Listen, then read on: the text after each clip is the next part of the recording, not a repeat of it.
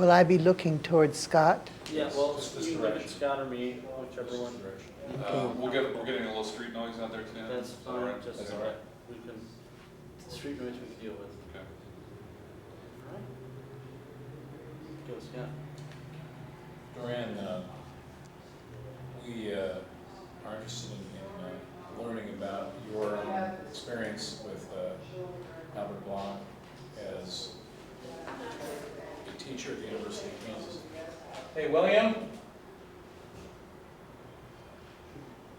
We're picking this up. We're interested in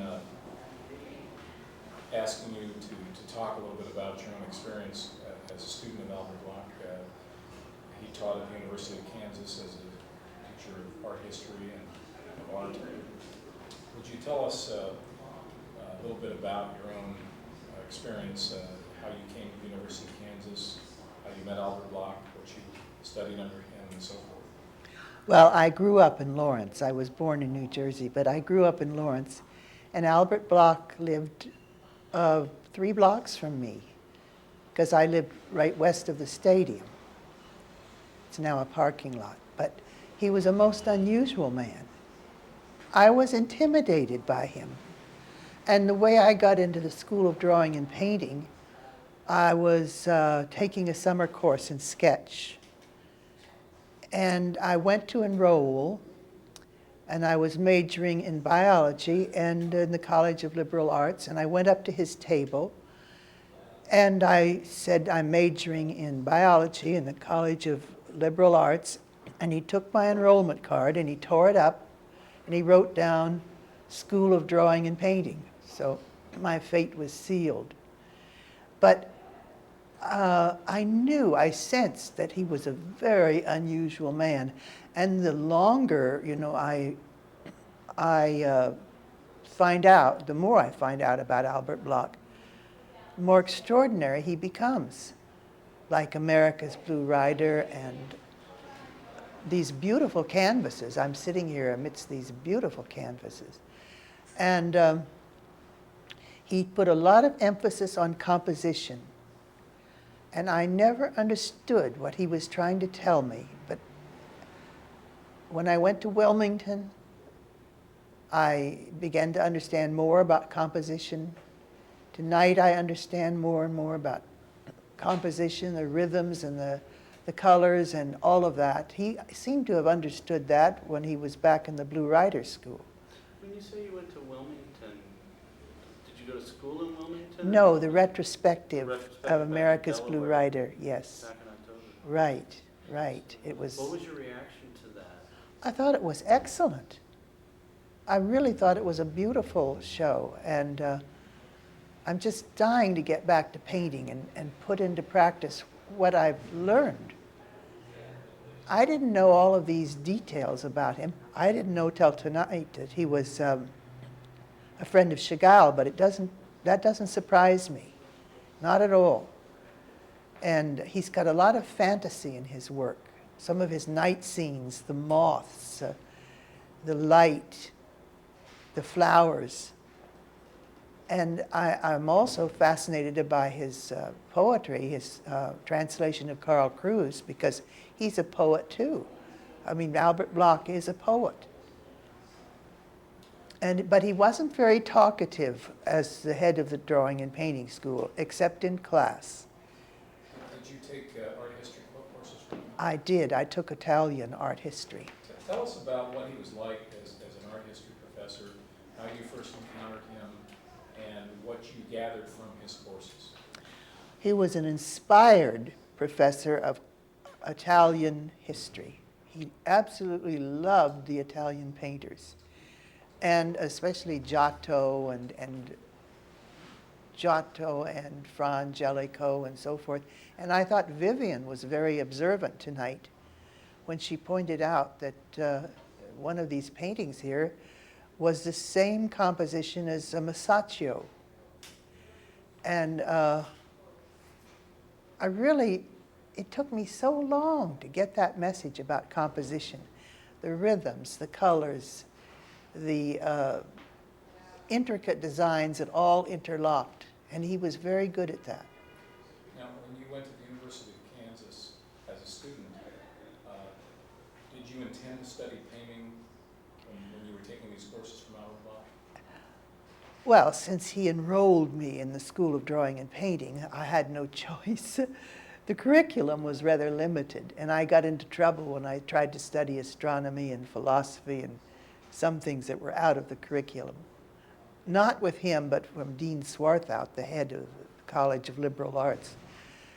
But I'm so glad that I studied with Albert Block. He was such a rare individual.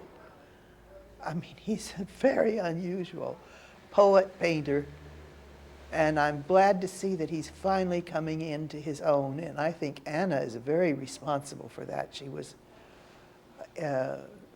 always knew how great he was and saved his paintings and so forth. Did you know Anna back, now you were a student in 1944, 1945 of Albert Block, is that right? Yes, Tell us, did you meet Anna Block at that time? yes, she was his secretary. All right, tell us about Anna and how you met her and what you came to understand about her. Well, she was a very lovely, sweet woman, remote, and it seemed to me she was very much in awe of Albert Block. But she never wore colors, which was very subtle and very understated. And I don't think Albert Block liked her to wear colors, and somehow it suited her. But I never got to know Anna, except I had a few conversations with her. And I've always wondered, did she ever do artwork herself? Or I think she studied English or literature or poetry or something. She never talked about herself. Now, did you, what did you understand her relationship to be with Albert Block at the time that you were a student? Well, they were very close, and I went over there a couple of times, and I know that Hortense was there too, and she had one room, and Anna had another, and Albert Block had another. And I knew that Hortense loved to play bridge, and everybody talked about her love of bridge and how she would smoke a cigarette, and the ash would get longer and longer and fall upon her ample bosom like snow. But I didn't know Hortense very well. But I did see your father, and very briefly, and I'm very impressed because the grandsons are intelligent and they're lawyers, and the brains in the family still there. We fooled everybody. Yeah. Don't be fooled. Looks can be deceiving. I'm curious. What was Albert Block like as an instructor? Intimidating, very Is intimidating. there any story or anecdote you can think of, a particular story that comes to mind? Well, I think I told it earlier, but we had a composition that we did every week, and we had to turn it in. And I did a little chapel in my church, the Plymouth Congregational Church, the very church that Anna and Albert Block were married in. And I did a little stained glass window. And I thought it was rather good. And he took one look at it and he said, "Brown, stay out of the church." And I haven't been back to church since. A message came through to me, and it's a very good message. But I'm just not a religious person, and I never will be. And I understood he was communicating something to me. Now, I find that some of these things, like the Garden of the Asses, and have a definite religious motif. Well, I'm not so sure that the later works, which I love so much, the night scenes, those poetic things with the hooded figures and all that, I'm not so sure that there's that Christian motif in it. That disturbed me to find out that there was this Christian motif in some of his earlier works. I don't know why. We heard earlier you had asked a question of Henry Adams as he was lecturing, and others echoed this sentiment that Albert Block was very fond and influenced by Giotto. Can you comment on it? He very much was, because I remember in the history of Italian art, he would put all of these paintings on the wall, the reproductions, all around the room. It was quite a wonderful room to go into. It would change every week. And he loved Giotto. He loved Giotto. He had many more Giottos than he did of the others, but he had all of them, Piero della Francesca and Fra Angelico. And when I finally went to Assisi, I thought, oh, this is what he's talking about, because I saw the originals. But I'd always wondered how he went from Munich down to Italy and absorbed all of this. Well, I find him a very intelligent person. He was a true intellectual. I'm going to pause right there. Okay,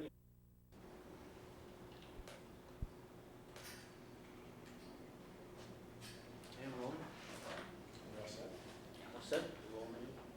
Now, did you get a sense of the other students who were taking classes from him with you about their impressions of Albert Bloch and how he had an influence on them as students of art?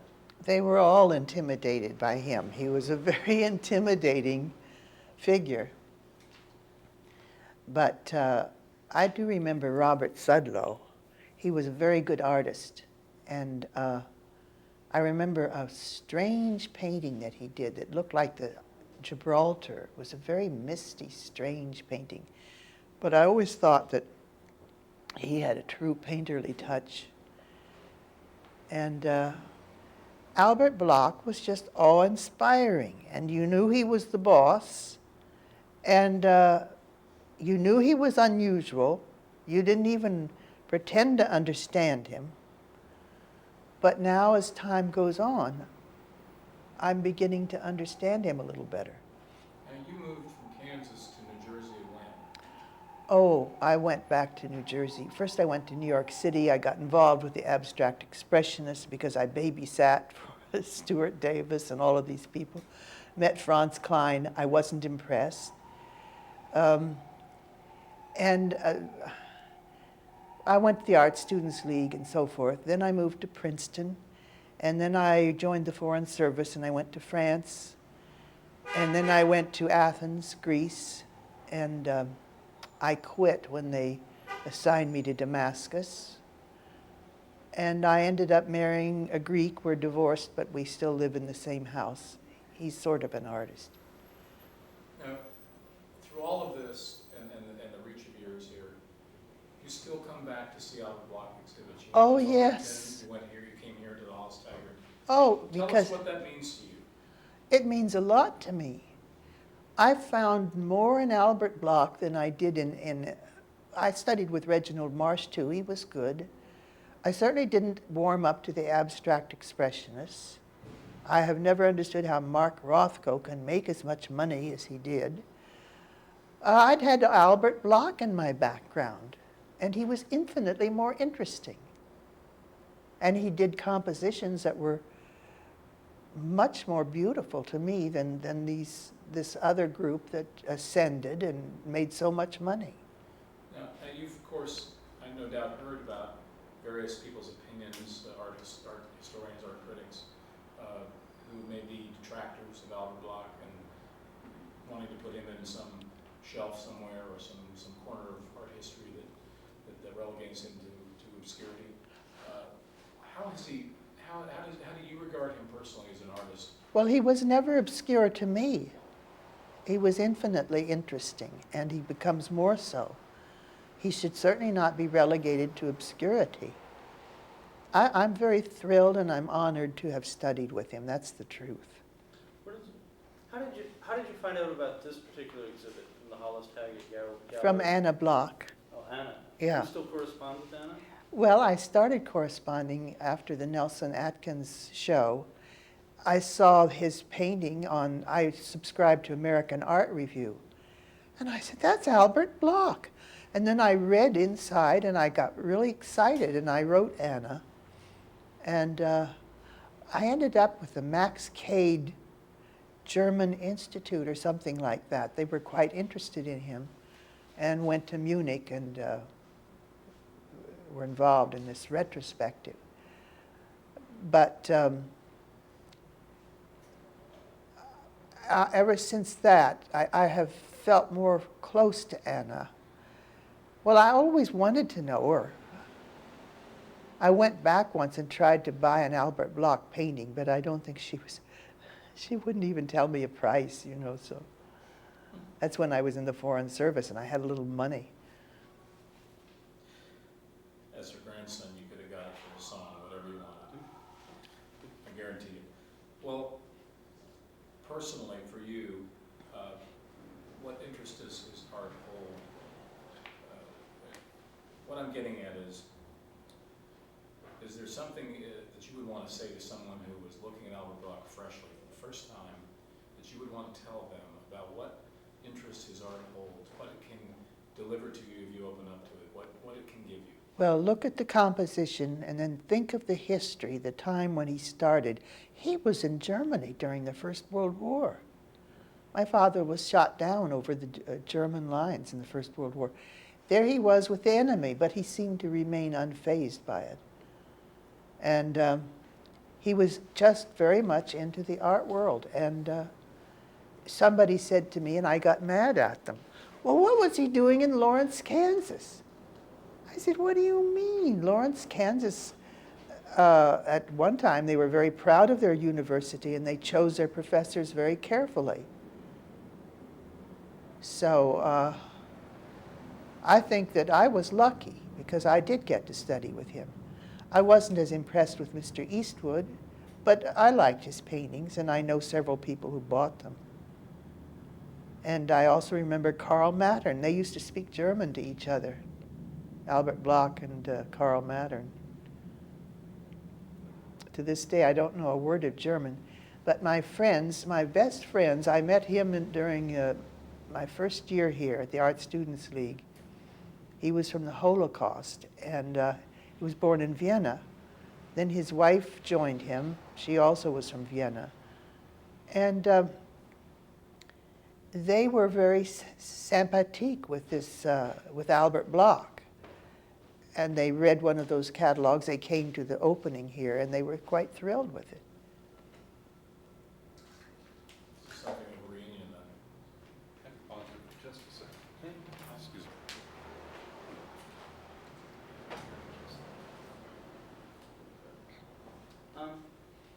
I just want to ask you, what does it mean for you personally to see this sort of renewed interest in Albert Bloch? I mean, since the time you studied with him and then his death, there have been some shows that have become, but it really wasn't until The Nelson Atkins Gallery showed him a couple of years ago.